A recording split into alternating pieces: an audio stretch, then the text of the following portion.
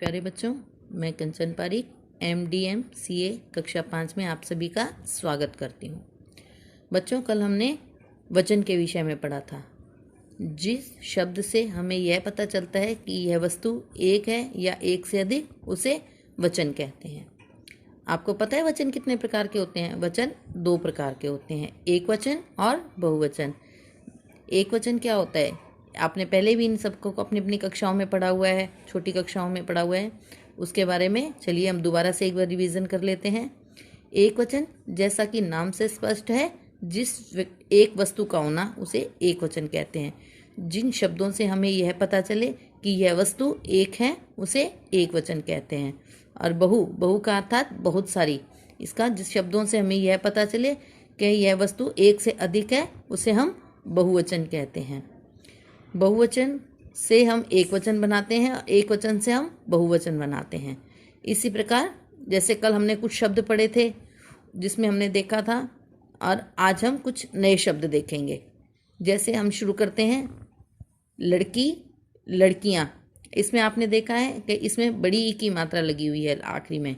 लड़की में कै के ऊपर बड़ी ई की मात्रा लगी हुई है, जिसका बहुवचन बनेगा लड़कियां। इसका एक मुख्य रूल होता है कि जहाँ बड़ी ई की मात्रा लगी हुई होती है, वह मात्रा बहुवचन बनते समय छोटी ई में परिवर्तित हो जाती है और उस पर यह लगाकर चंद्र बिंदु लगाया जाता है। जैसे लड़की, लड़की में बड़ी ई की मात्रा लगी हुई है, पर जब इसका हमने बहुवचन में परिवर्तन किया तो यह लड़कियां, लड़कियां कै के ऊपर छोटी ई की मात्रा आई थी और या लग के ऊपर चंद्र बिंदु लग के लड़कियां बन गया। इसी प्रकार हम आगे कुछ शब्द और देखते हैं। स्त्री, स्त्री का बन गया स्त्रियां। इसमें देखिए त्रै के ऊपर बड़ी ई की मात्रा थी, जो छोटी ई की मात्रा में परिवर्तन हो गई और आगे या लग गया, स्त्रियां बन गया। नदी, नदियां। टोपी, टोपियां। घटा, घटाएं। गुड़िया, गुड़ियां। नारी, नारियां। गाड़ी, गाड़ियां। साड़ी, साड़ियां। ताली, तालियां। कला, कलाएं।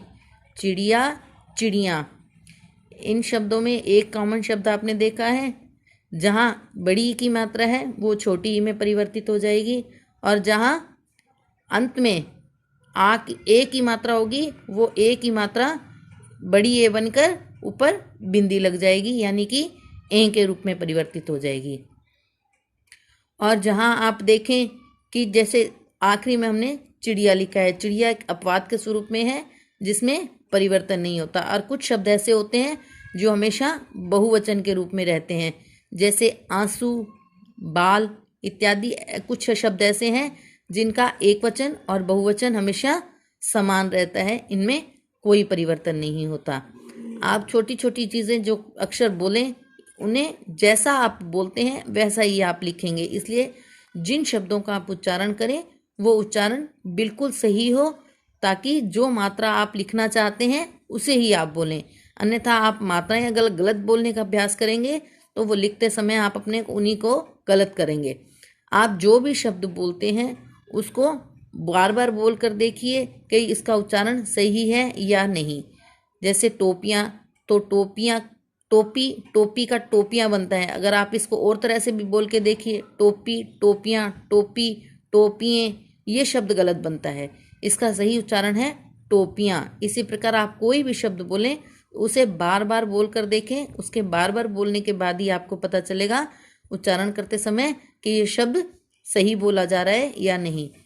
मैं उम्मीद करती हूँ आप इन सबको याद करेंगे और याद करके अच्छी तरह समझेंगे, और समझने के बाद में उनको बार बार लिख कर भी देखेंगे। कल मैं जो आपको अभ्यास दूंगी वो इसी में से दूंगी, और मैं उम्मीद करूंगी कि आप जितने भी ये शब्द हैं उन्हें बार बार लिखेंगे और ध्यान से लिखेंगे। धन्यवाद।